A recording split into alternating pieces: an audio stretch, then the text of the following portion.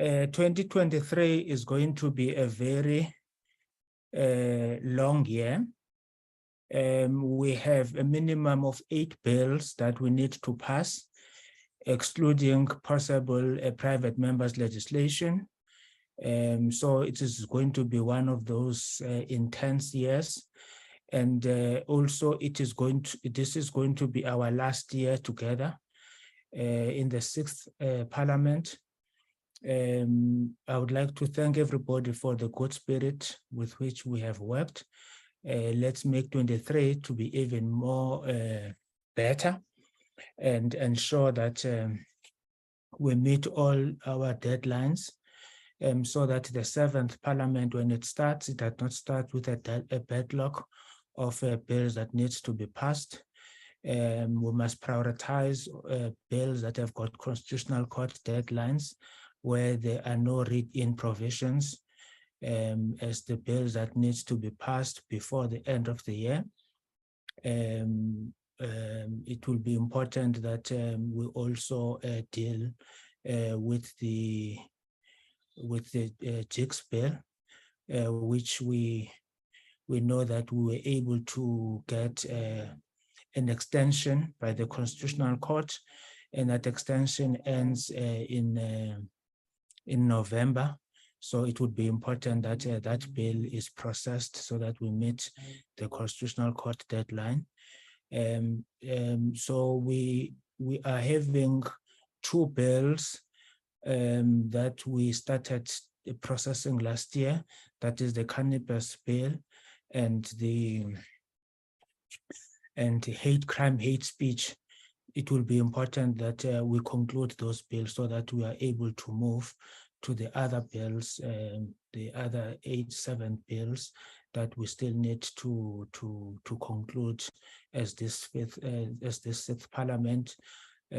Also, we should also ensure that the oversight areas that we had prioritized, including the provinces that we have visited, we need to consolidate that work, so that we are not only known as Parliament that has passed many bills, but also we also prioritize of our oversight, because the bills or the legislation and plans that are not implemented, they're not worth the paper they are written on.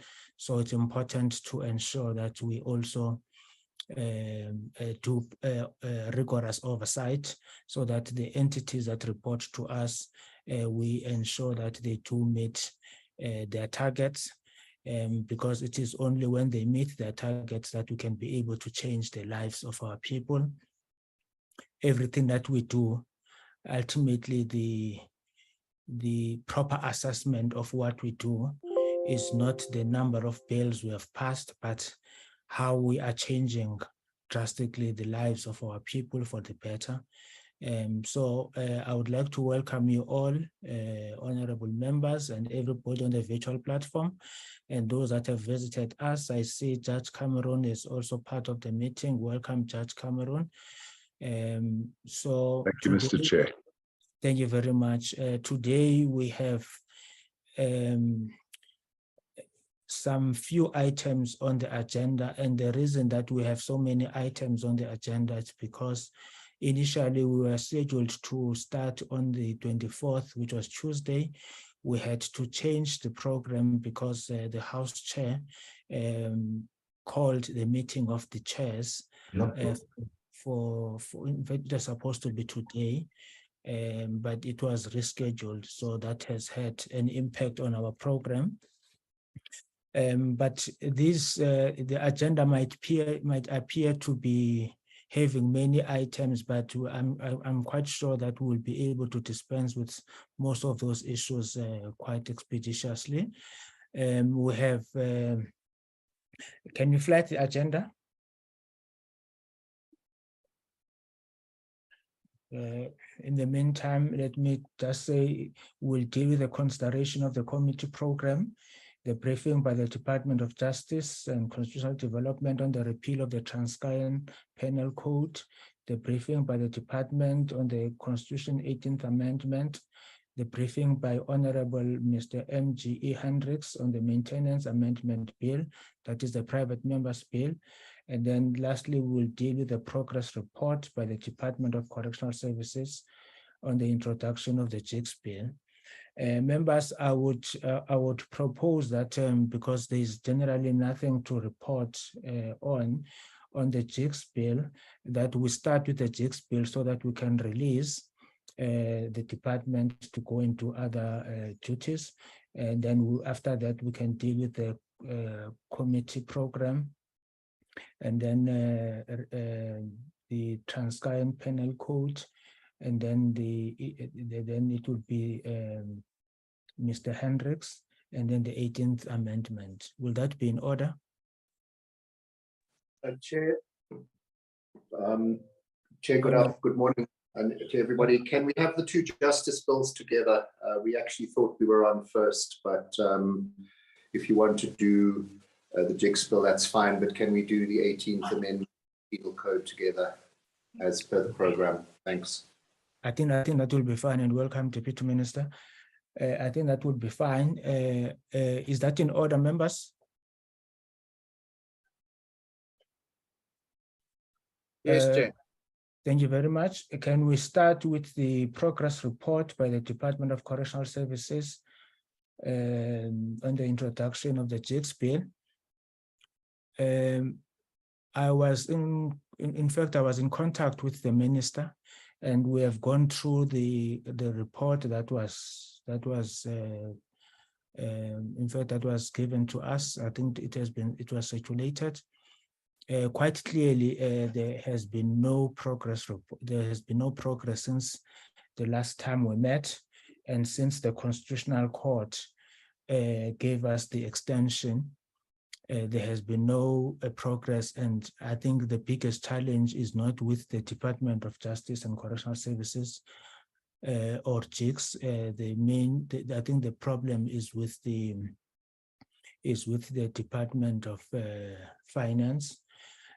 Can I suggest, members, that within this term, after the budget speech by the minister, we invite both the Minister of Justice and the Minister of Finance to give us not a progress report, but to give us the project plan of implementing the Constitutional Court judgment and ensuring that we are able to meet the deadline. So the letter that we would write to the minister is that to the ministers is that they must present a joint implementation plan with proper timelines by when this bill would be introduced to us, and then by that time they should have agreed on the outstanding matters, the business model, and the financing of the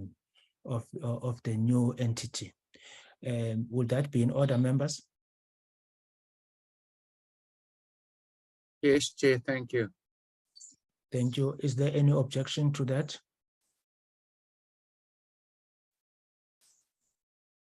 No objections, Chair, even though it's Mr. Horn, no objections. Thank you very much. Judge Cameron? Mr. Chair, we are truly very grateful to this committee for the way that it maak vuur onder die agterwêreld of the people who should be doing the work. So please, we indebted to you, to your members, and we ask you to carry on stoking that. Thank you. Thank you very much, Judge Cameron. Mr. Chair, may I just say we are ready if you need us, and our legal head, Ms. Ngema, is ready, but as you've indicated, you've plotted a way forward. So I just repeat my gratitude for that. Thank you very much. Thank you very much. Honorable Hendricks.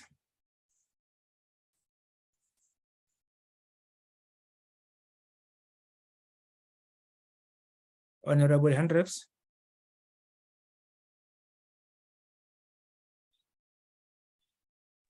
Okay. Can we, members, with your permission, can we proceed to the next item?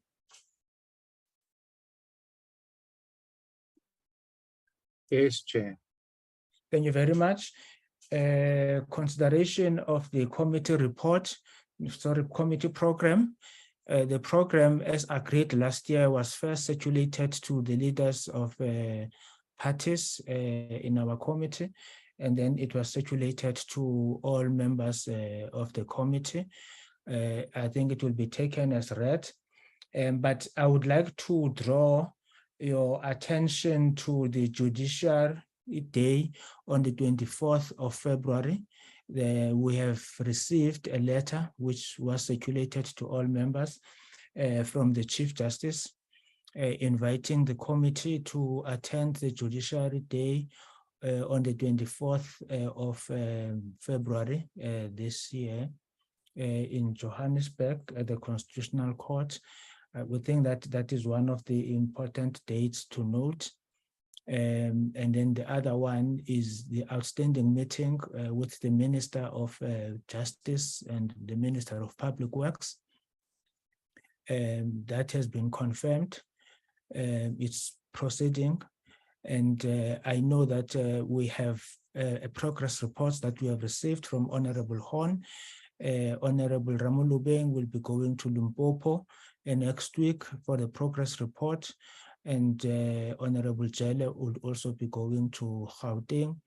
We are encouraging all other members to receive progress reports so that we are able to, in that meeting, to say from the last time we visited, this is the progress report, whether any of the issues that we had raised have been done, so that the ministers would be able to account on the progress made or lack thereof on that particular day. So we encourage members to do this follow-up meetings or visits to get the reports, and those reports will be consolidated before time so that they are given to the ministers and the departments for them to prepare properly when they come to the meeting to meet with us on that day.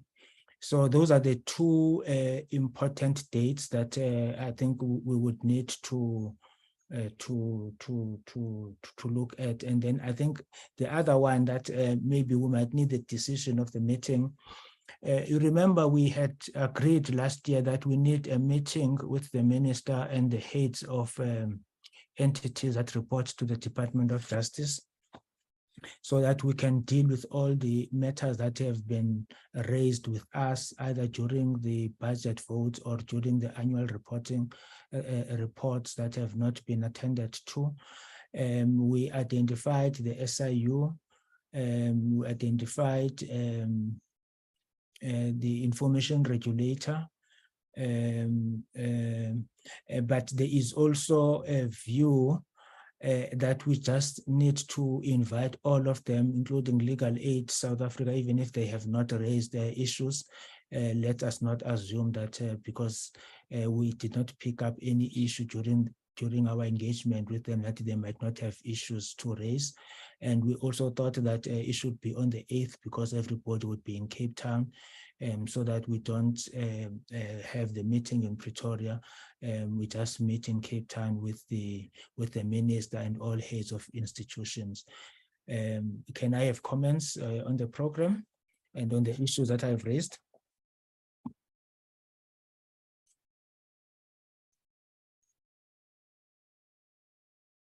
Honorable Deputy Minister. Chair, thanks. Just one issue on the program. I might have seen an earlier draft, but there's nothing for the Constitution 18th Amendment, which has now been tabled and I see has been put out for public comment. So maybe if I don't know if that's been addressed already, but otherwise if it can be looked at, including it in the program, in the latter part of the program after the public participatory process is completed, public input process is completed. Thanks, Chair. Thank you very much, Deputy Minister. Honorable Jelle. Thank you very much, Chair. Good morning, colleagues and everybody. No, the issues that you have raised, Chair, they are as we agreed. So I wanted to endorse that. Thank you. Thank you very much. Members, can we adopt the program with the proviso that we will work on the issue raised by the Deputy Minister to schedule the 18th amendment to be on the program? Can I take it that because there are no... Agreed? Yes, Great. Chairperson, agreed. Thank you very much. The program has been agreed to. If there is a need to slot any issue that will be of emergency, the committee would be appraised of that. It's a living document. We still have to get permission of the House to invite further public comments on the cannabis bill, but that is just between us and the programming committee, so that we are given that particular permission. Thank you very much, members. But one last issue, Deputy Minister, please, we would want to ask the department to assist us. We don't need to wait for the bills to be tabled. The program is very, very tight. The 18th constitutional amendment, we did not include it on the program because when we finalized the program at that time, the bill had not yet been tabled. So we appeal to the department. We understand that they've got serious human resource constraints, but the bills that have been prioritized for this year, if the department can just prioritize them so that we don't have to wait for the bills to come and then they come very late, because that is going to destabilize us. Chair noted, just to apologize for the 18th amendment. It should have been tabled last year together with the Transkeian Penal Code. It was approved by Cabinet at the same time. But there seemed to be problems, procedural problems, with the parliamentary requirements for introduction of bills regarding that one. So it effectively became, I think it's Bill 1 of 2023, but it's noted and the department officials are there are listening. So I'm sure everyone will do their best. Thank you very much. Can we now invite the Deputy Minister to present both the Transkei Penal Code and the 18th Constitutional Amendment? Chair, thanks very much. Look, there's presentations which the officials will take you through. There's not too much to say. I don't want to say too much, otherwise there won't be much for them to say in their presentations. But the 18th amendment is a constitutional amendment, as it actually says. It is to add sign language as the 12th, South African Sign Language as the 12th official language. It is something that has been discussed in Parliament for some time. As you will hear or be reminded, it was something proposed by the Constitutional Review Committee, something that the President referred to in a SONA, I think in two years ago or three. So it's finally happening, and that's what that amendment is about. The second one is then to repeal a archaic apartheid era piece of legislation that should have been repealed some time ago, and that is the Transkei Penal Code, because Transkei, when it was a so-called independent state, codified its penal law, its criminal law, and that law still applies only in the territory of the former Transkei. But Chair, that's the brief background, the broader background. If I can then hand over to Ms. Pillay and her team to take you through the presentation. Thanks, Chair. Thank you very much, Deputy Minister. DDJ Pillay.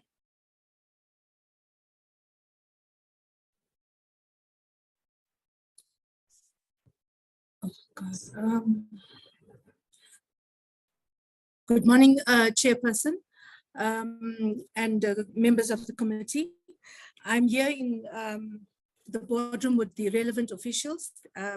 Ms. Reho Baloy will do the, I'll just switch on my camera a little bit. Ms. Reho Baloy will do the presentation on the Constitution 18th Amendment, and Ms. Alison Botha will do the presentation on the repeal of the Transkeian Penal Code. The Chief Director for Legislation is also present. So, Chairperson, I'll hand over to the officials. Let me try sharing the screen quickly.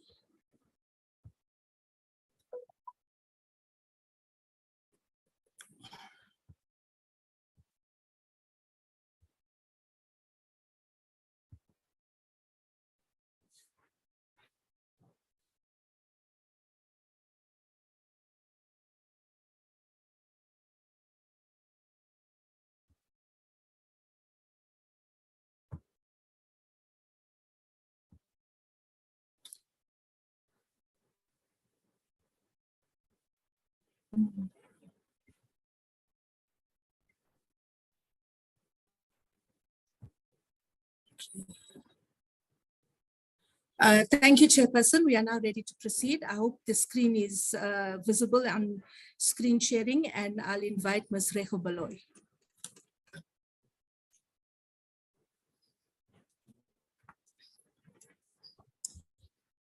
Good morning, Honorable Chairperson, and good morning to all the members. My name, as my DDG has mentioned, is Reho Baloy, and I will be taking you through the presentation on the Constitution 18th Amendment Bill 2023. May I proceed, Chair? Please do. Thank you, Chair. So the purpose of this presentation is to brief the Portfolio Committee on the Constitution 18th Amendment Bill 2023. Just to give you a bit of background to the amendment, the Constitutional Review Committee, a joint committee established in terms of Section 45(1)(c) of the Constitution of the Republic of South Africa, annually invites the public to submit written representations on any constitutional matter.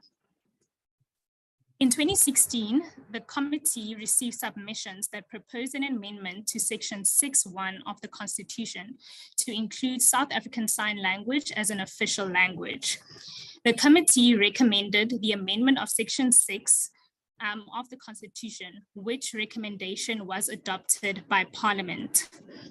Subsequently, during the State of the Nation address in February 2020, the President noted the recognition of South African Sign Language as a home language by the Department of Basic Education and Parliament's resolution.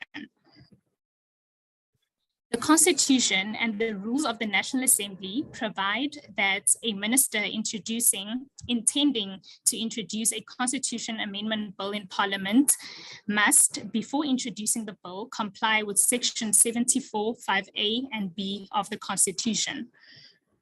In terms of Section 74(5), the minister intending to introduce the Constitution Amendment Bill in Parliament must publish the particulars of the bill, and the publication must contain a notice stating the intention to introduce the Constitution Amendment Bill. Stakeholders must also be invited to submit written representative draft constitutional amendment to the minister intending to introduce the bill in Parliament. The particulars that are published must also be submitted to the provincial legislatures for their views. The Constitution in Section 74(3) requires that the bill may only be passed by the National Assembly with a supporting vote of at least 2/3 of its members, and also by the National Council of Provinces with a supporting vote of at least 6 provinces. Furthermore, on 25 May 2022, Cabinet approved that a notice in terms of Section 74(5)(a) of the Constitution be published in the Gazette, setting out the particulars of the proposed amendment to the Constitution. The broad aim of the notice is to initiate a national and provincial consultation process for purposes of giving recognition to South African Sign Language as the 12th official language of the country. The notice and the bill were published in the Gazette on the 19th of July, 2022 for public comment. Particulars in terms of section 74.5 of the Constitution were also sent to the provincial legislatures. The commenting period ended on 31st August 2022, and a total number of 32 comments were received in total.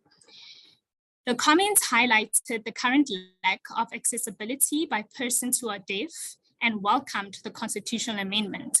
Some commentators, however, expressed concerns on costs of the implementation. The amendment was, however, promoted on the basis that each department would make funds available to implement the amendment. 2 comments received were not in support of the bill. 1 comment was unsubstantiated, and the other was not substantive enough to warrant an amendment to the bill. The relevant provisions of the Constitution that deal with language are found in section 6. Section 6.1 deals with the recognition of the 11 official languages. Section 6.3a provides that national and provincial governments may use any particular official language for the purpose of government, taking into account usage, practicality, expense, regional circumstances, and the balance of the needs and preferences of the population as a whole or in the province concerned. It also provides that at least 2 official languages must be used. Section 6.3b provides that municipalities must take into account the language usage and preferences of their residents. Section 6.4 provides that all official languages must enjoy parity of esteem and must be treated equitably. Section 6.5 provides that, among others, that a pan-South African language board established by national legislation must promote and create conditions for the development and use of all official languages, the Khoi, Nama, and San languages, and sign language. Just to take you through the different clauses of the bill only contains 3 clauses. Clause 1 seeks to amend section 6 of the Constitution by the substitution for subsection 1 to cater for South African Sign Language to be included as an official language. Clause 1 also substitutes paragraph A of subsection 5 to cater for the deletion of sign language from this subsection, as its recognition as an official language caters for its promotion and conditions for its development and use. Clause 2 of the bill deals with the short title and commencement and provides, among others, that the Act comes into operation on a date fixed by the President by proclamation in the Gazette. The bill contains measures to promote the rights, language, and cultural rights of deaf people and people who are hard of hearing. That brings me to the end of my presentation. Thank you, Chair. Thank you very much, Ms. Baloyi. Are there any questions, members?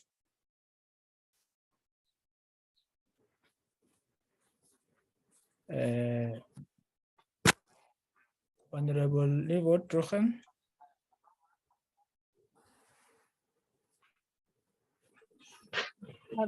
Thank you, Chairperson. I don't have any questions. I just want to say that we are really relieved as the deaf community that we are finally, we've come to this point and it's brought before the Portfolio Committee.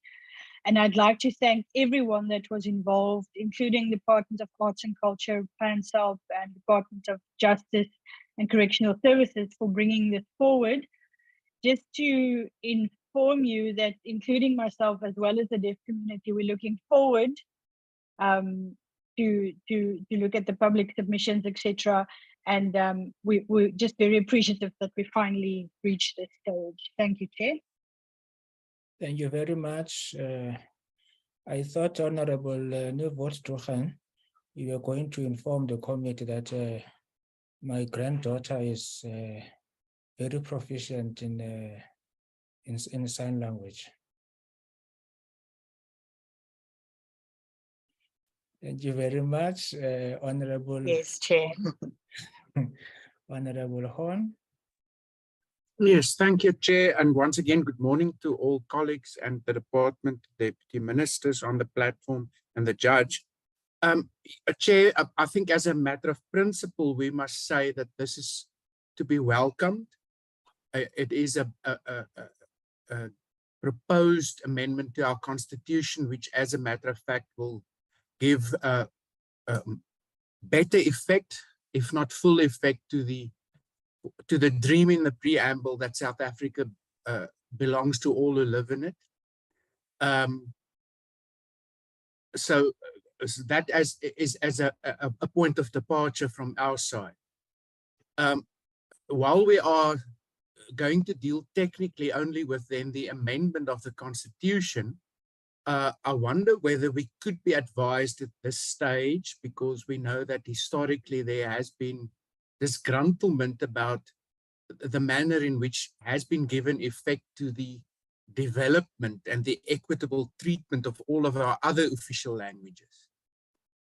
With some, whether it is then because they are spoken more widely, and whether it's business languages, obviously standing at the front of the queue, so to speak, in terms of treatment by government. So I don't know to what extent the department is possibly in a parallel way, along with the Pan-South African Language Board, looking at adopting or reviewing any minimum standards of use and development that might be in place already, in order for this to be not ultimately only a symbolic amendment to the Constitution. Thank you. Thank you very much, Honorable Horn. Honorable Ngola. Thank you very much, Chair. I think, Chair, this is actually a victory to the communities that which sign language is mostly used. And we can only appreciate the work that has been done in respect of the 18th Amendment, Constitutional Amendment. And we officially welcome the amendment and appreciate the work that has been done. As short as the report is, we as the committee welcome it. And yes, I think that's all. Thank you. And compliments of the new year to everyone. Thank you very much. We can hear that you are very far from the tree. Your voice is very clear. We hope that you not go back to be under the tree.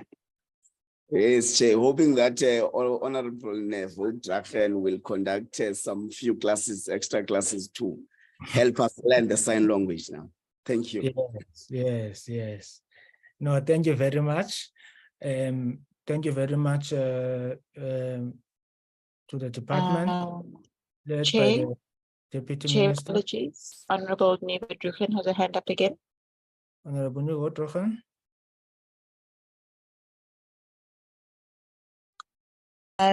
Yes, Chair, apologies. I'm just so excited that I forgot one more point I wanted to mention. I would like to say to the department, the costing is always a concern for any of the bills we receive. We go through. And, you know, sometimes, you know, the costing can be said it's, you know, it's expensive, or especially when departments need to appoint interpreters, they say, no, it's very expensive. So this is a proposal or a consideration that that this matter of costing should be covered or considered, also taking into account that South African Sign Language is in the South African Schools Act. It is a matric subject, can be taken as a full subject. And so interpreters are in Parliament, interpreters are everywhere. And we can thank the first Speaker of Parliament who facilitated interpreters being there in provincial legislatures, interpreters, etc. So the argument of costing, it's too expensive to have interpreters, etc., that argument should not be used as an excuse in the costing of this 18th amendment. I just wanted to mention that. Thank you, Chair. Thank you very much. Honorable Ngola, is that a new hand or an old hand? No, it's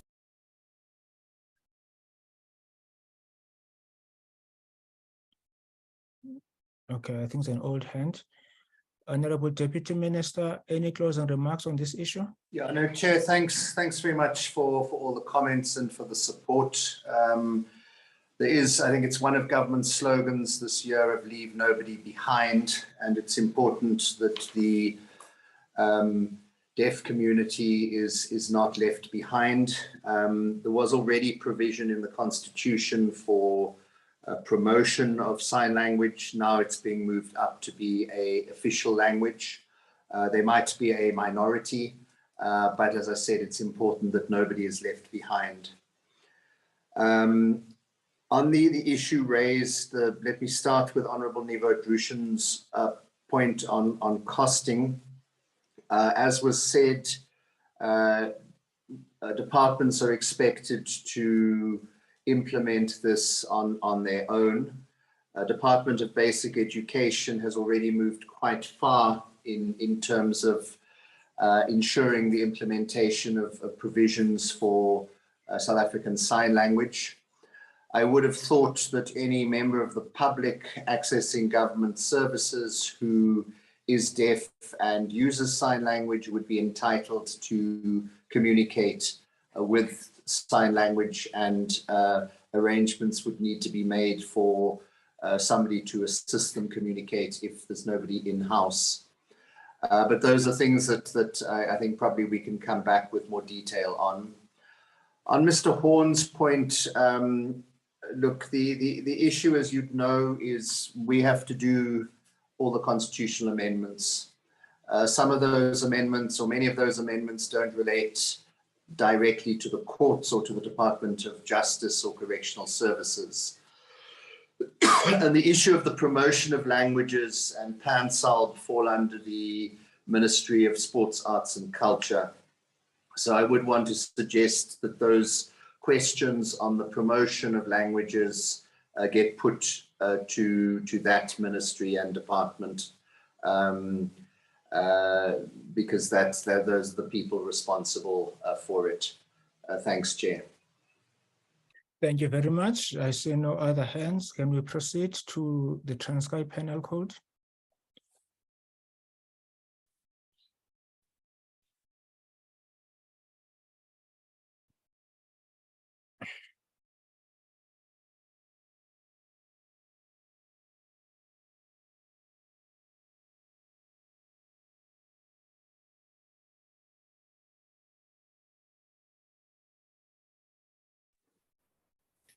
Thank you, Chairperson.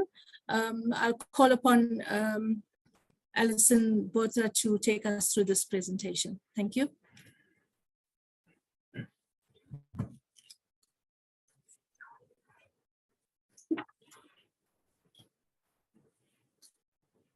Good morning, Chair. Good morning, members. I have the video on just to sort of have my face be known, but can I stop sharing the video? But we can't see you. Oh. We're sharing the screen, I think. Oh, it might be that we're sharing the screen. Share it later. I will broadcast my face later. If you can all hear me, I will start my presentation. We can. Please proceed. Thank you, Chair. Today I'll be presenting on the repeal of the Transkeian Penal Code Bill. And I will just move to the next slide. Here we go. So just as a brief introduction at the outset, I want to give a brief background into the purpose of the bill and why it's necessary. This bill deals with legislation that's essentially been left over from the apartheid regime, like the DN mentioned earlier. And the purpose of the bill is to erase that legislation from the statute books by repealing it. just move on to the purpose of the presentation. It's to brief the Portfolio Committee on the repeal of the Transkeian Penal Code Bill. Just as a background to the bill, when the code was enacted, it was when the area known as the Republic of Transkei was legally in existence. The code codifies criminal law in the former Transkei. And despite the reincorporation of the former Transkei into South Africa nearly 30 years ago, the code remains in full force and effect in the area formerly known as the Republic of Transkei, although the former Transkei has ceased to exist. In the former Republic of Transkei, as a result of the application of the code, crimes are codified that are common law, that is, not codified crimes in the rest of the Republic of South Africa. And this means that the continued application of the code has created an untenable situation. Criminal charges are brought in terms of the code in the former Transkei, but in terms of the common law and other statutes in the rest of the Republic of South Africa. The right to equality before law, which presumes the uniform application of the criminal law in the Republic, requires the state to ensure that there's a uniform system of criminal law and that there are no parallel laws that regulate the same subject matter in different parts of the country. The code can be traced back to an investigation in 1880 into the customary criminal law of Indigenous African communities, which culminated in the enactment of the Native Territories Penal Code. In 1976, the area formerly known as the Republic of Transkei became a so-called independent state. Penal Code was enacted in 1983, and its purpose was to provide an amended, revised, and consolidated code of criminal law for the former Transkei, and it also replaced the common law in that territory. The interim constitution reincorporated the TBV states into the Republic of South Africa, but the code remained in force in the Republic of Transkei to allow the legislature time to harmonize the laws in terms of Item 2 of Schedule 6 to the Constitution. The Constitutional Court pointed out in SV Tunzi and another that the constitutional rationale for retaining old order legislation, including the code, was limited and sought only to facilitate an orderly transition to a new constitutional order. The application of the code resulted in legal uncertainty regarding whether the code superseded the common law. In SV Solo, the court held that the code and not the common law was the applicable law in the area formerly known as the Republic of Transkei. South African Law Reform Commission reviewed the code and recommended that it be wholly repealed and that the common law crimes, rules, and offences it abolished in the area formerly known as the Republic of Transkei be reinstated. The Law Reform Commission's preliminary research found that, with few exceptions, the rules, offences, and defences contained in the code overlap with or have corresponding provisions in the common law or other statutes which are applicable in the rest of the Republic, resulting in legal pluralism and legal uncertainty. And the Law Reform Commission also found that a handful of the provisions of the code have now been superseded by more recent legislation, rendering the provisions in the code nugatory, redundant, or impliedly repealed. We move on to a discussion of the bill, and like I've explained, the bill seeks to repeal and replace the Transkei Penal Code 1983, and that's Act 9 of 1983 of the Republic of Transkei. The bill has no implications for other provinces except for the repeal of the code in the former Transkei, which falls within the geographical area of the province of the Eastern Cape. If we can move to a clause by clause summary of the bill, clause 1, there's a singular definition of the Transkei Penal Code. Clause 2 deals with the repeal of the code. Clause 3 deals with the reinstatement of common law. Clause 4 deals with the transitional provisions. And if I may, I'd like to just summarize what's on the slide. The transitional provisions have been inserted to cater for in-between cases. And by this, I mean instances where offences were committed under the code, but before the commencement of this act. And it provides that where proceedings were instituted in terms of the code and not finalized before the act commences, those proceedings must be finalized in terms of the code. Also provides that where conduct would be an offense in terms of the code, which occurred before the commencement of the act, then any investigation, prosecution, or legal proceeding in terms of the code can be finalized in terms of the code. Finally, in order to finalize these proceedings in terms of the code, the provisions of the code will continue to apply despite the repeal of the code by this act. Clause 5 is a savings clause, and if I may, I'd like to just speak to it. The purpose of this clause is to ensure that there's no lacuna or gap in the area formerly known as the Republic of Transkei when the code is repealed by the Act. It does this first by providing that certain things which the code provided for will be unaffected by its repeal, and secondly, by providing that powers and functions in terms of code will be exercised by the holder of the corresponding powers and functions in terms of a corresponding law applicable in the rest of South Africa.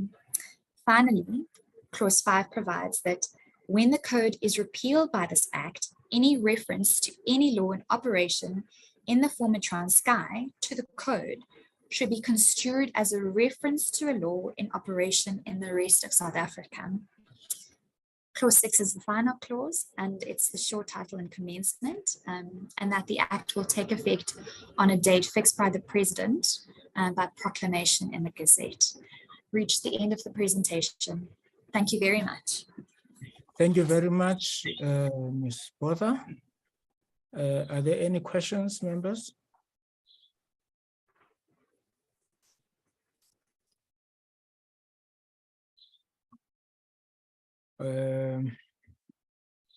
Honorable Newbold Drachen, followed by Honorable Mola.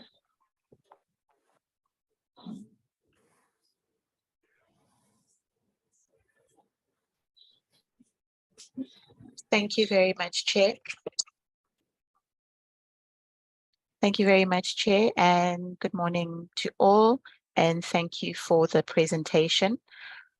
I am not a legal mind, so I just have two questions for clarity. I'm curious about why it took so long to repeal this code, and secondly, do you have more information or more clarification of courts or court decisions, court orders in relation to the code, and you know, how many cases will fall into the gap before the Act is passed? Because you did indicate that you know, cases or crimes committed before the Act is passed will be considered under the Penal Code. So I just like clarity on how that whole process will work. Thank you, Chair. Thank you very much. Honorable Mola. Thank you very much, Chairperson. Let us equally welcome the bill on the repeal of the Transkei Penal Code. Some of us are from Transkei. Apologies, Honourable Member and Honourable Chair. Could the Secretary please unpin Honourable Hendricks? Thank you. It's been done. Thanks. Proceed, Honourable Mola. Thank you, Chair. Let us equally welcome the presentation on the repeal of the Transkei Penal Code, Chair. As people who live in Transkei, whom found themselves at the receiving end of the apartheid regime legal theatrics. Chair, I think it's understandable that as in respect of the cases already underway, that the courts will operate as though that the bill is not repealed. Because it is our understanding that there is no retrospective application of law. So on that particular part, you have no choice but to have that particular report. But I think Honorable Neville Drachen touches on the locativity of the fact that the code is only planned to be repealed now. I mean, it does not reflect a good image of the law reform of South Africa. We're almost 30 years to a democratic South Africa, but there are still some legal instruments enacted by the apartheid government that are still in operation. Legal instruments that were meant to isolate and dismantle the Black majority in South Africa. We are now living in a unitary South Africa, that whose laws must apply across. It is indeed so discouraging that only this time that we think that it is necessary for us to repeal the code that which has an impact in racial dividing the people of this country. But nevertheless, we are not here to vent nor complain. Ours is to welcome the presentation and welcome the final decision to repeal the Transkeian Penal Code. This, I know from a fact that would have been one of the difficulties the legal practitioners in Tata particularly have been facing in terms of the criminal cases they represent their own clients. I have personally had, since we entered Parliament, had some engagement with some of the legal representatives in that particular area. They have presented it as a particular frustration because they had to plan for a case with the similar facts, but if it stays outside the former Transkei, they have to replan because of the various applications of law. Chair, let me end there. There's a man who did not go to school here who's disrupting my meeting. Thank you. Thank you very much, Honorable Ngola. Are there any further questions or inputs? I see none. Honorable Deputy Minister. Thanks, Chair, and thanks for the contributions. The main issue is why has it taken so long, and that is a good question. My sense is that the prosecuting authority were comfortable with the code in terms of drawing up their charge sheets in terms of the code. And that's just what was happening. So because it is something that we'd raised with them some time ago, why have we got this penal code? Why have we got a penal code applying to not even one province, but a particular portion of the province? And it took some time, but I suspect that was the reason why it was so late. So I don't know. The code has been to the Constitutional Court at least once. I'm not sure. I mean, not on the issue of the constitutionality of the overall code, but on specific provisions. There was a case, I think, relating to criminalization of the possession of vulture feet, if I remember correctly, which was found, that section was found to be unconstitutional. But I don't know if then Ms. Buerta or anyone else from Legislative Development can want to add any points on the points that particularly Ms. Nivo-Drushin raised. Thanks, Chair. Thank you very much, Ms. Buerta and Ms. Pillay. Thank you, Chair. Just in response to the question of how many cases will fall into the gap before the act is passed, that will be determined, that I don't think can be determined in advance. As another member had pointed out, there's no retrospectivity, and so all of the cases, like has been discussed in the transitional provisions explanation, will continue to be continued until and finalized until they have been finalized in terms of the code and not in terms of the act, if the conduct was conduct in terms of the code. In response to the question on for clarity on court orders with respect to the code, we will reach out to the NPA and we will revert on that as to the exact numbers of prosecutions and offences that are in terms of the code. Thank you very much, Ms. Botha. Thank you very much, Deputy Minister, Ms. Pillay, for the briefings, both on the 18th Amendment and of the Transkei Penal Code. Members, I think that brings us to the end of the briefing on both bills. What we would do, we will keep on monitoring the situation. If there are no further comments on the Transkei Penal Code, I think we will have to bring that bill forward so that we can dispense with quite expeditiously, and then we will find a date to slaughter the 18th Amendment, a constitutional amendment.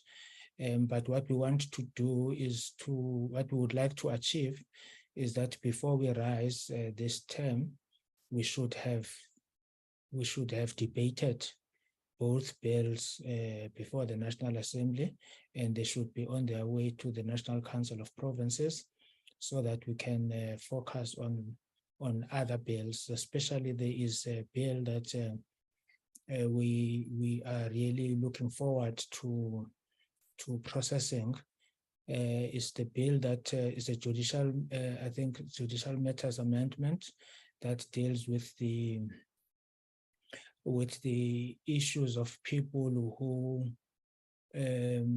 pleaded guilty for violation of COVID regulations, and they have criminal records. So we promised that we would deal with this matter immediately after the COVID is over, and the department is working on this issue so that we can have those criminal records expunged. But I think the department is even going further than just criminal record relating to COVID, and including some elements of other criminal records. We are looking forward to process that bill expeditiously, and I think it's one of the bills that are going to be long, because judicial matters in its nature brings into the fore many other amendments. So it's going to be a long bill. So we need time to process that particular bill. So these shorter bills, I think we should move forward to just conclude them as soon as we can. Are there any further comments on this issue? None. Thank you very much, Deputy Minister, Ms. Pillay, Ms. Botha. You can stay if you want to stay, but if you've got other business to attend to, you'll be excused.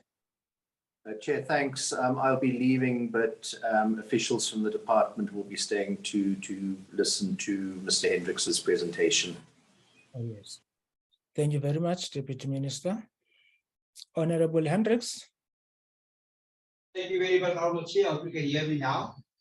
We can hear you, and welcome. Thank you very much, Honorable Chair. Thank you very much. Over to you. Honorable Chair, before I start my presentation, I was in Matuba on the 7th of January this year because I was summoned by my female constituency in Matuba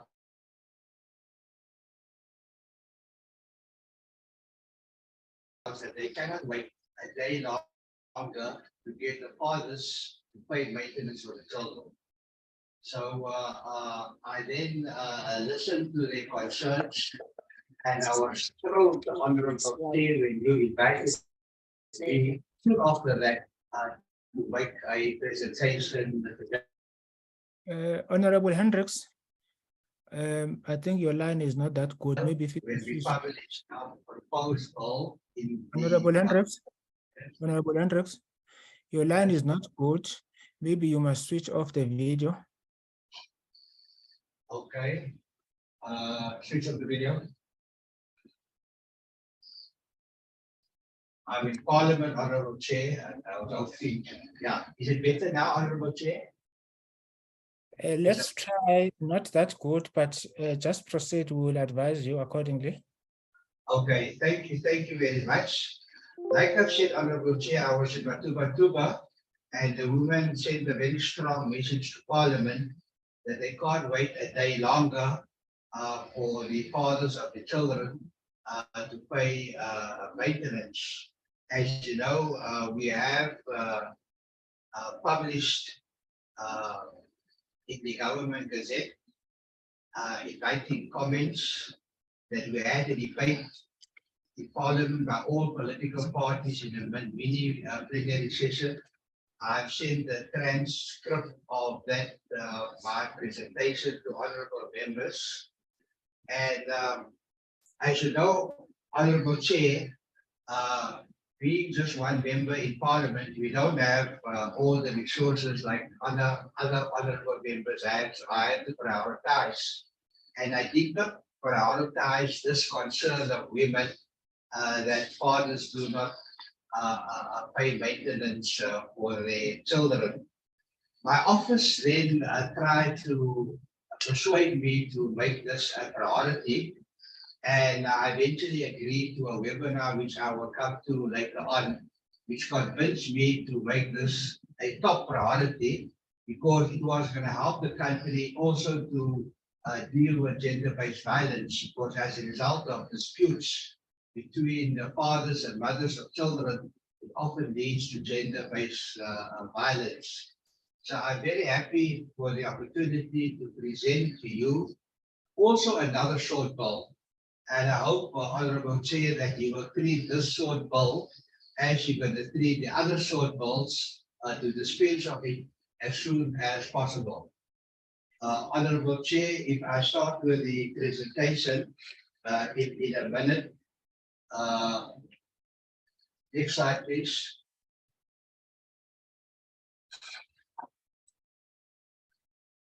We have a compliance certificate in terms of national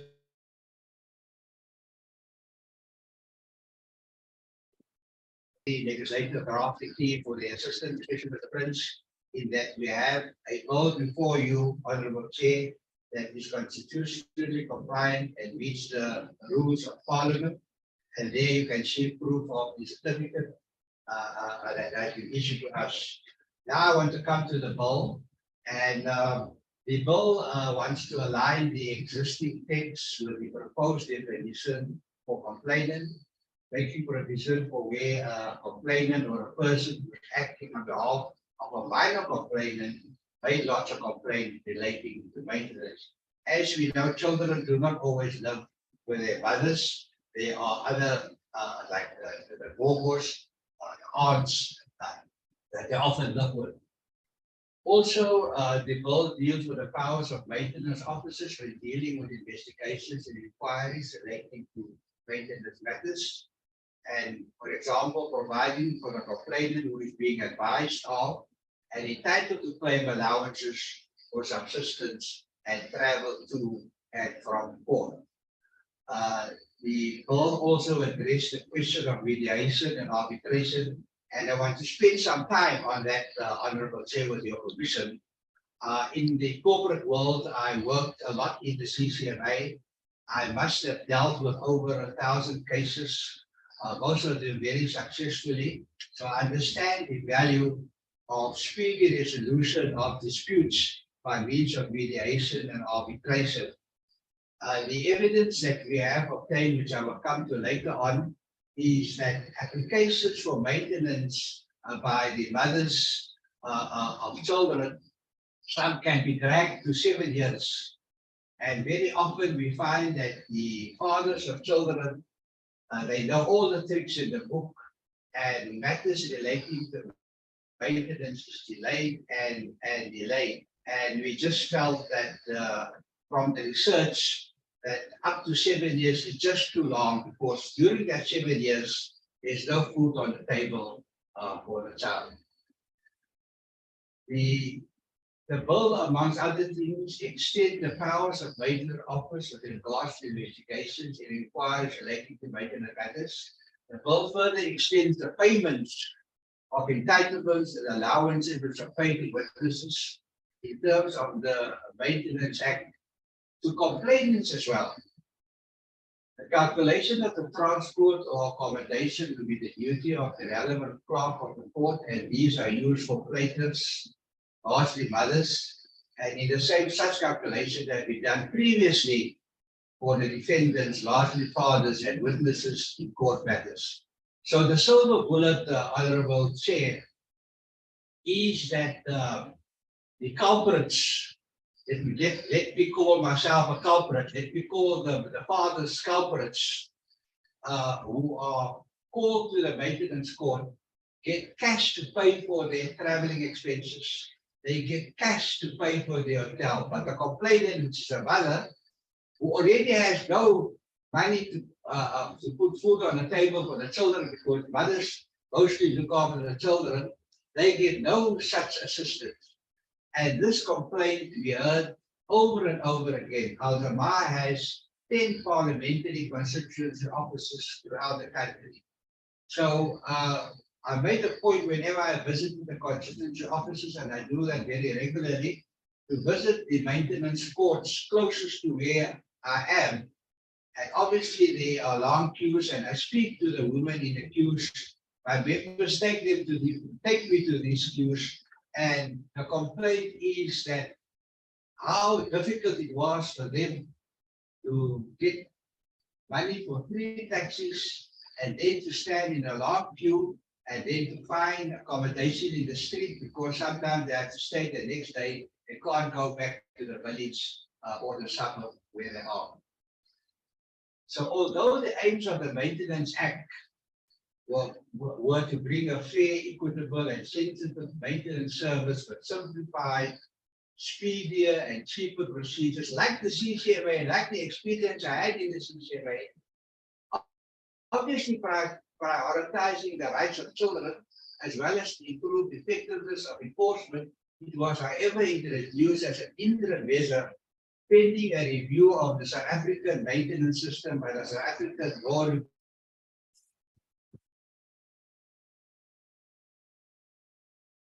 has however not resulted in an effective maintenance system if you follow us when we come to the next slide.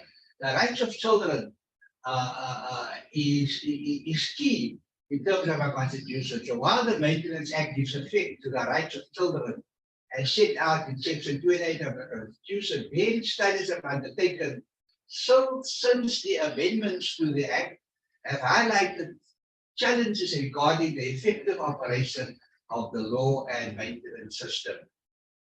So we had this webinar to try and persuade a member of parliament, which is me, to prioritize this particular issue, because we have so many things to deal with, and I just felt that the issue must be dealt by social workers. Why must members of parliament get involved in all these things? So we had the webinar, and then at the webinar, Honorable Chair, we had we put together stakeholders from all levels of society. We had 3 advocates. The one advocate, who's also our national spokesperson, was a family advocate under our previous chief who passed on. And then we had the lawyers, they do the litigation. We had chefs, we had pastors, we had social workers, we had academics, Professor Mukhavanaro, he is intervening as a part of the support staff. We have PR counselors that also has this problem because the community goes to the PR councillors, to the ward councillors, who are the wrong people to go to. They should go now if they like, they must go to the members of parliament.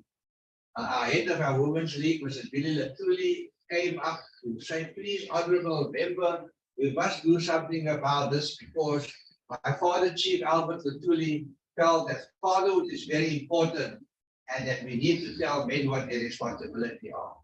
Then we had activists, and one of the most prominent activists was Natasha Struble, with the following of, I think, 10,000 women blowing their trumpets of how men try and use all tactics not to pay maintenance for their children.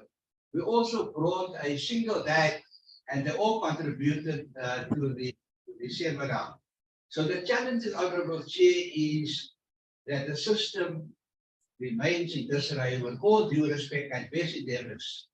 It is slow, ineffective, clogged up, and fairly unproductive to enforce rights. That maintenance debtors obey their legal duty to maintain dependence with seeming impunity despite active maintenance orders. The court dates are sudden, pushed around without providing reasons, resulting in matters being postponed or struck off the road. All this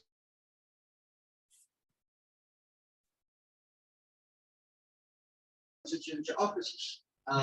So people often have to start the process afresh. They already had to borrow money for traveling.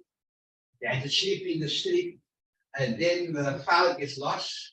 And now they have to start all over again, start borrowing money again. Whereas the men, when they are summoned to the maintenance court, they get cash for traveling and they get accommodation. And then the slide shows, the lengthy queues. That's a nice one. You must see the other lengthy queues that I've seen all over the country, Honourable Chair. So to try and come to the crux of the matter is that my amendment states that it is discriminatory, it is unfair to women, it promotes gender-based violence if the culprits, the men, gets cash to come to the maintenance court and defend themselves and also the witnesses. But the complainant, the women, does not get any assistance whatsoever, already having to scrounge around to put the food on the table. So that is and members of parliament like myself, we need to advocate for right education. Women don't know their rights to access the system. The lack of women's ability to realize their rights in respect of maintenance has a direct impact on the rights, well-being, quality of life of their children, who are usually placed in the primary care of their mothers. So improving access to the maintenance system, in other words, giving women cash to pay for transport and for accommodation, will thus include the improvement of children's health and education prospects, thus improving the employment prospects and so drive national development. Several social justice and women's rights advocates have called for amendments to be made to the Maintenance Act. Amongst others, in order to ensure a speedier process and timely delivery of fair and just rulings. And the research is there. People are writing theses on it. They're doing their honors, they're doing on it. There are PhDs on just how there's a breakdown in the maintenance process. So let's talk about the process criteria. The process criteria for a visitor maintenance and the assessment upon lodgement of a maintenance claim of any undue hardship to the complainant, if required, to follow the current process. And there I want to stop for a minute. When eventually the forms are filled in by the mother of the child, the act somehow or another allows for it, but doesn't encourage it, and it's not very clear. It is therefore at that stage when the mother comes, the maintenance officers need to say, look, there needs to be interim relief. You can't wait up to 7 years. And that is where we want to give maintenance officers more powers to assist.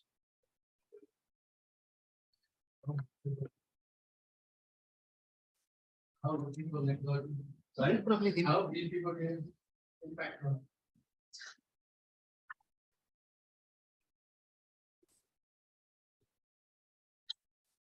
Honorable Hendricks. My iPad here. Honorable Hendricks. Is that here? Continue, we're still on, we're still on. I gotta speak on there. Honorable Hendricks. Honorable Hendricks. Speak from there. Honorable. Honorable Chair, I've moved to another PC, if you can hear me. Yes, I think the people, Parliament went down. the people who are Don't assisting. worry, it's still in one place. Yes, Honorable but the Chair, can you hear me? Can I continue? Honorable Hendricks, the people who are assisting you are also My disturbing us. iPad going, man. Honorable Chair, can you hear me? We can hear you, but the people who are next to you are also disturbing us.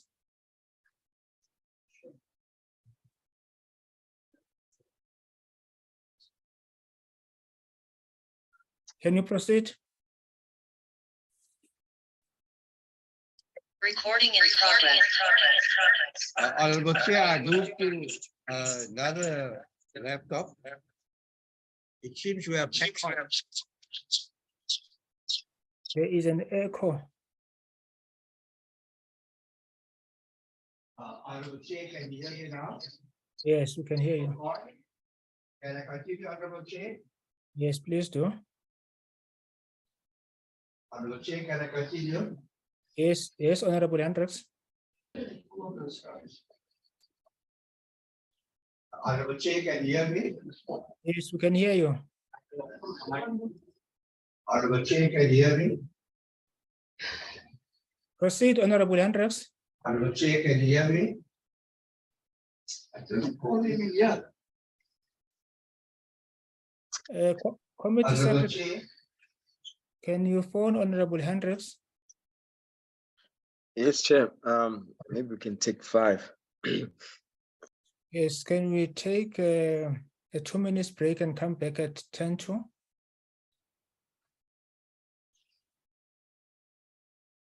That's fine.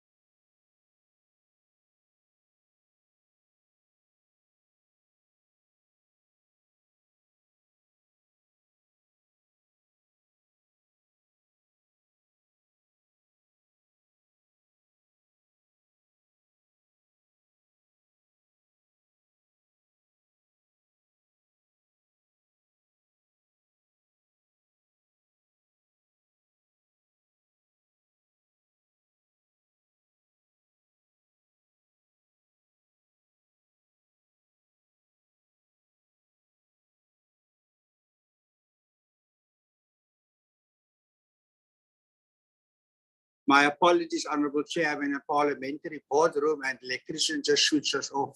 And they were talking about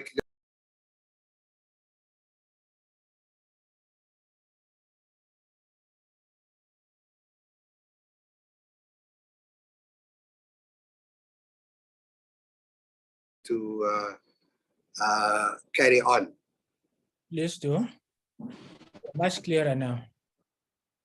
Oh, thank you very much. But don't worry, Honorable Chair, Parliament is still in one piece, in spite of what happened now. Okay. I was talking about the process and criteria, and I just concluded by explaining that maintenance officers, when there's prima facie evidence, they must provide a provisional maintenance order, like in the CCMA, in respect of maintenance for the complainant and children in their care in the form of a rule nisi. And we can move to the next slide.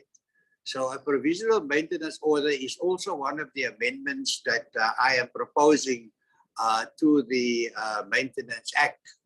And the duration of the provisional maintenance order be until the final determination of the matter or a formal hearing in terms of Uniform Rule 43 of the High Court or Rule 58 of the Magistrates Court rule.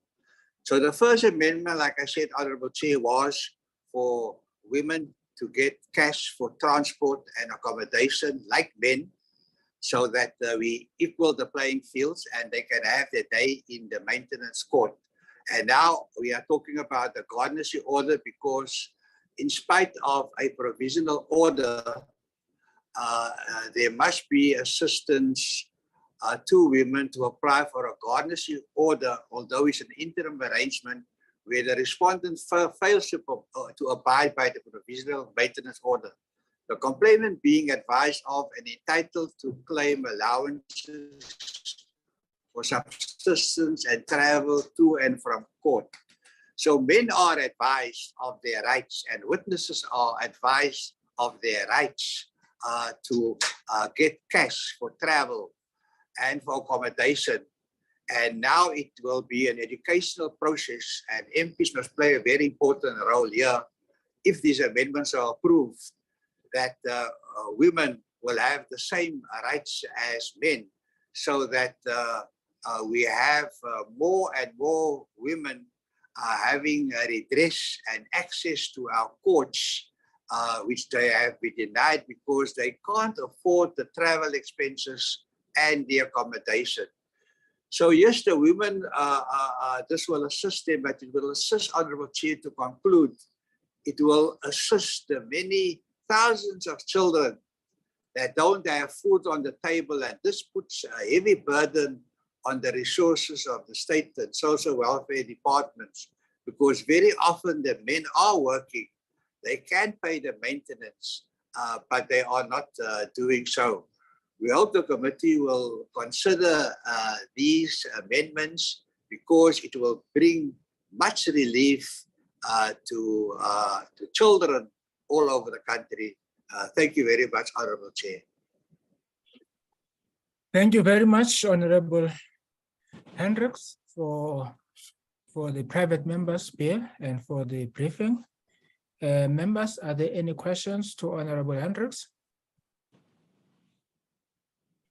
I have Honorable Breitenbach, Honorable Nieuwort-Duchen, and Honorable Maseko Jele in that order.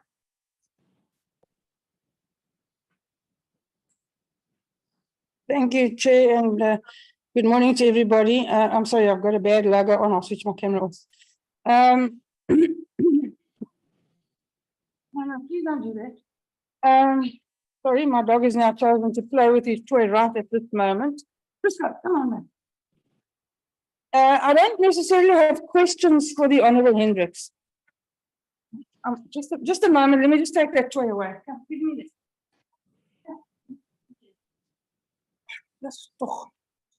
I don't necessarily have questions for Honourable Hendricks, but and let me say at the outset that I appreciate very much where this private members bill comes from.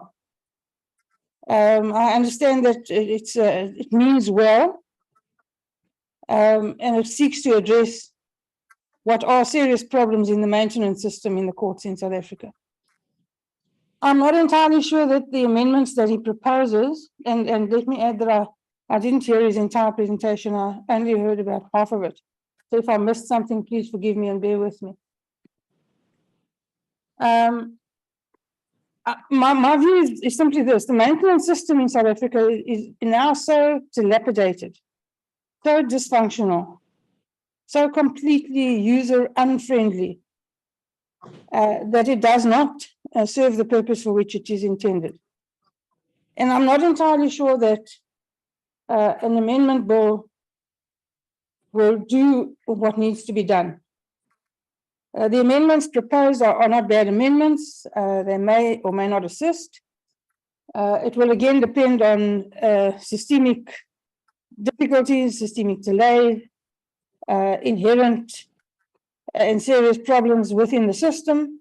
And so by the passing of an amendment act, it does not mean that the amendments will be implicated in any meaningful fashion and may not have the desired result. In fact, the system being as broken as it is, I think it's optimistic to think that they will have the desired result.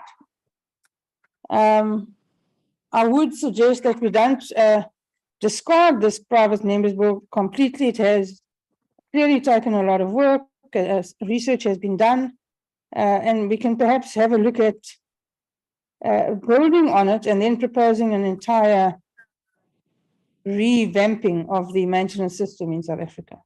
I think that's what's needed. That would be more meaningful. I think it's urgent. And a lot of the problems that Mr. Hendricks has highlighted are as a result of a breakdown of the systems within the justice system.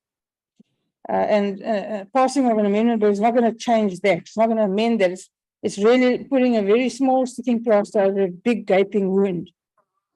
So I'm not entirely sure that it will have the desired effect. But by saying that, I'm not denigrating the work that has been done, nor the results of the research. All of that I agree with. I think we can and should do better. And I agree that women and children are generally the people who suffer the most as a result of our dysfunctional maintenance system, and that we should pay urgent attention rather to making a material revamp of the system, taking into account the availability now of new technology, new systems, the availability of different means of communication, and try and build a system that works for everybody, but not necessarily a system that requires more money to be spent because, as we know, we have no money. So I think we need to be innovative and have revisit the entire issue, but certainly taking on board some of the issues highlighted by the Honourable Hendricks. Those are my inputs, Mr. Chair. Thank you. Thank you very much, Honourable Bredenbach. Honourable Nieuwoudtroggen. Thank you very much, Chairperson. I would like to thank Honourable Member Hendricks for bringing this issue here and for highlighting the struggles of women and children. I just wanted to ask, I have a question actually for the Department of Justice. Honourable Hendricks keeps on saying that the fathers and witnesses get paid for transport and accommodation. And I want to understand why this is the case and why the Department of Justice pays those, like the fathers and the witnesses, but not the mothers. If that is so, that the department pays the fathers who is supposed to pay for his children, but refuses to pay for his children, he's avoiding paying the children, you know, yeah, the mothers don't get the money for traveling. Now, understanding that fathers neglect their responsibilities, they don't pay maintenance, they come, you were saying they come up with all of the tricks to delay in paying. I think something should be done on that part, and I do hope that you get assistance on that. Thanks, Chair. Thank you very much, Honorable Nevo Truchen. Honorable Maseko Chele. Thank you very much, Chair. And also, let me welcome the presentation. Thank you very much, Honorable Hendricks, for bringing this important matter up for the attention and also the amendment. I think you are spot on. There are lots of problems, challenges when you go to these offices, particularly the maintenance court. Women are really not getting services that they deserve. And it is important that we need to focus and also bring some changes indeed in that area too. Thank you very much for bringing this matter forth. And Chair, I think I agree with everything that he said on this presentation, and I support it. And but I want also to get a clarity on one issue, because here we are speaking for those who are not the mother, the gogos and the rest, but I want to check with Honorable Hendricks on the matter of, you know, sometimes we have a family where a mother passed on and only children are left, and obviously it can even go, it even goes to a point of child-headed family issue. You find that the father is there outside roaming around, the children don't know their father, but maybe some they might know their fathers.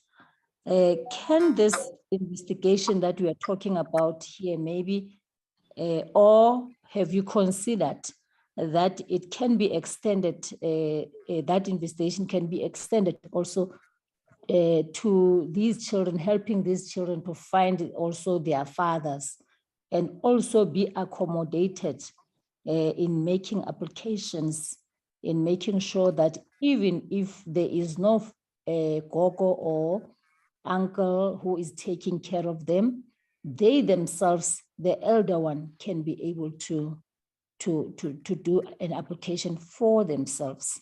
And that commodity, did you maybe thought about that one? That's the only clarity that I would share a request to Honorable Hendricks. Thank you. Thank you very much. Honorable Hendricks. Thank you, Honorable Chair. Thank you to the previous speaker. There is provision in the amendments that anyone must be able to make representation on behalf of a suffering child.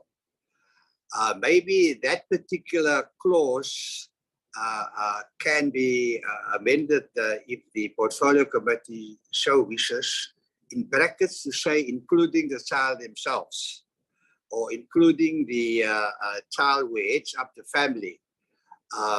But there is provision in the amendments, which wasn't there before, that anyone, and not only the gogos can make the application, but anyone can make an application on behalf of the child. And I would imagine that you'll be referring here to the pastors, to the church people, to the community leaders, to the chief, who sees there's a problem, there's no mother, there's no support group. So that amendment is there. And I think it is, we've been assisted by the parliamentary legislative drafting team. And let me thank Mr. Prince for his assistance. All we told them was, we want cash for women like men, and we want a speedy resolution process like the CCMA. So Parliament drew up this bill, not me. They drew up the bill after taking instructions from me, and I'm very grateful that they gave us all that assistance. So to answer the honourable member, there is provision in the amendments so that anyone can make application. I also appreciate the comments of the Democratic Alliance, a valuable comments. Honorable Chair, yes, there are many issues, but I felt that one of the two of the main issues that came up from women in all provinces, Uspak Reach, you name it, Mapami Village, Harding, was give us our day in court, because the Constitution says that there must be equal access to the courts. So if cash is the problem, to pay for transport or accommodation, I think it is urgent enough for this these amendments, not a day longer that do women want to wait for the cash to have the day in court.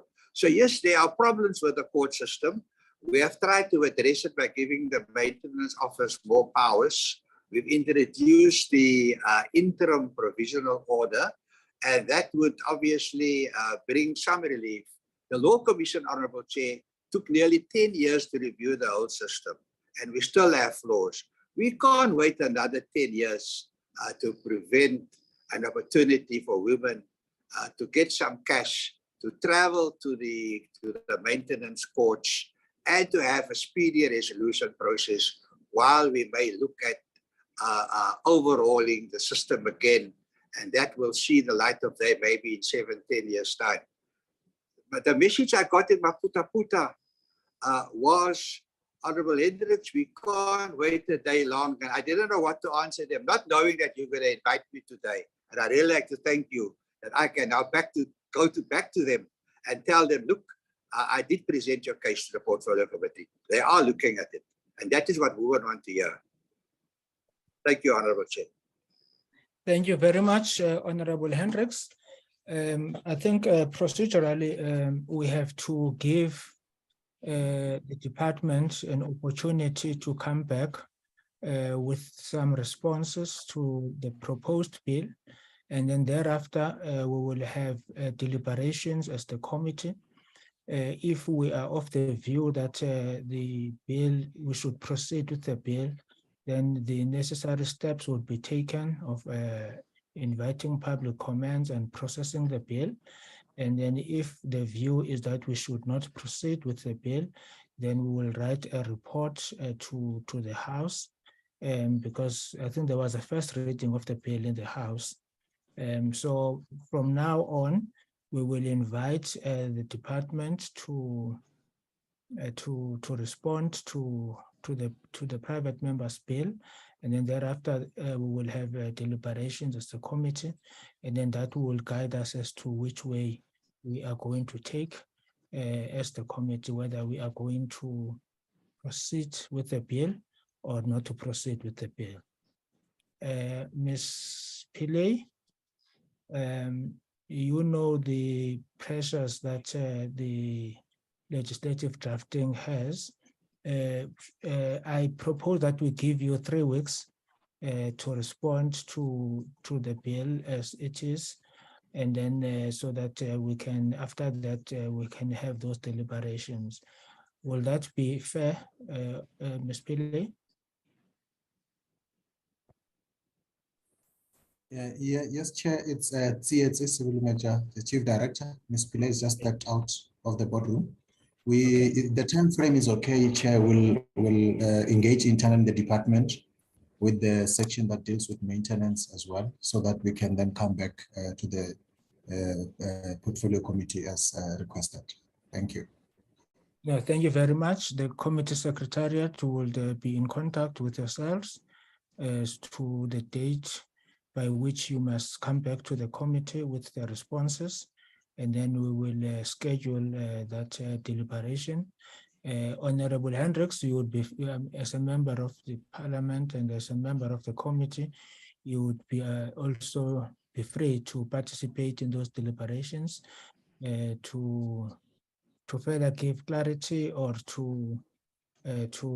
I guess you would have to defend and protect your bill, but we will have robust engagements as the committee, and we will take it from there. But thank you very much. Yes, but thank you very much for the work that you have done. It shows that you are an MP that is on the ground and dealing with challenges that is facing our people. And in addition to the bills, in trying to reform the maintenance system, one of the resolutions that we have taken as the committee is also to pay a special focus on the master's office, because that office is in a very, very bad state. And the results are, part of the results is what you are dealing with here now. But is to our oversight to be paying a special attention to the master's office, and because that is the office that is supposed to be servicing the most vulnerable people in our society. But it is not at a state at which we can be proud of. But thank you very much, Honorable Hendricks. It's a pleasure, Honorable Chair, to defend women and the right to have access to the maintenance courts. Thank you very much. Thank you very much. Thank you very much, members. I think what we need to do, members, let's agree by when should we expect all members to have indicated. Let me suggest Tuesday, because the Office of the Chief Justice, in fact, was expecting that today we should be coming back to them with indications as to whether we accept their invitation. Can I, through your permission, members, maybe I think we should meet the deadline, indicate that we will all be available to be part of the Judiciary Day on the 24th. Am I correct? You are correct. Thank you very much. So I will, Committee Secretariat, can you be in contact with the Office of the Chief Justice? And then I think the Honorable Breitenbach. Thank you, Honorable Chair. May I just, Honorable Horn will not be available. He has other commitments. Okay, but you will be available. Very reluctantly, thank you. It's not a process that I approve of at all. I think it's, you know what my view is about this process. Yes, yes. I think part of the challenge is with us and the executive, because that oversight model is still outstanding. But I think what we need to do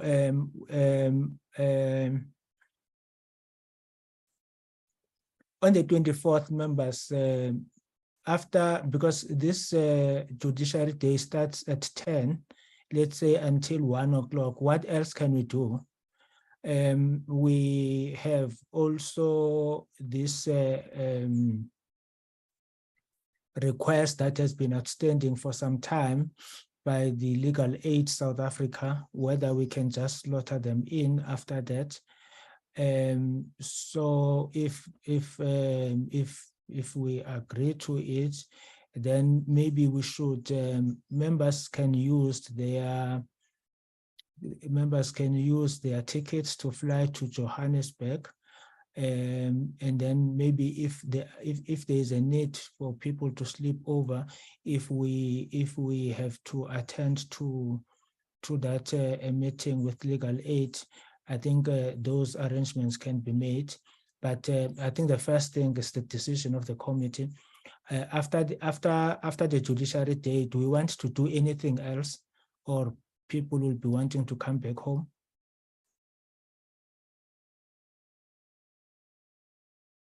Chair, I have a lot of commitments here, so I would prefer to come back home. You know, we can meet with the Legal Aid Board anytime, really.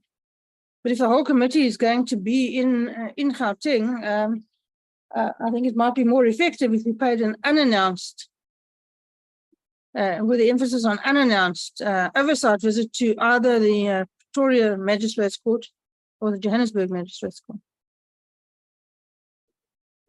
Thank you. That is another view. Any other view? Yes, I think I really thought that it would be a correct thing to have a board was it requested to meet us. I'm sure there are glaring matters that which they wish to communicate and engage Parliament on. So I think it will be very important that we give them space. But I see Honorable Breitenbach is equally proposing a second thing. I would say yourself and the Secretariat must work around all the proposals, then see which one will be much convenient. But let's have something to do after the Judiciary Day. Thank you. No, I think that is progressive. So we can bring a suggestion next week as to how do we synthesize the two views. Then we can bring the suggestion next week. But what we will do today is to confirm that we will be coming, and we have an apology of Honorable Horn, who will be having some other commitments. Thank you very much, members. The meeting is adjourned.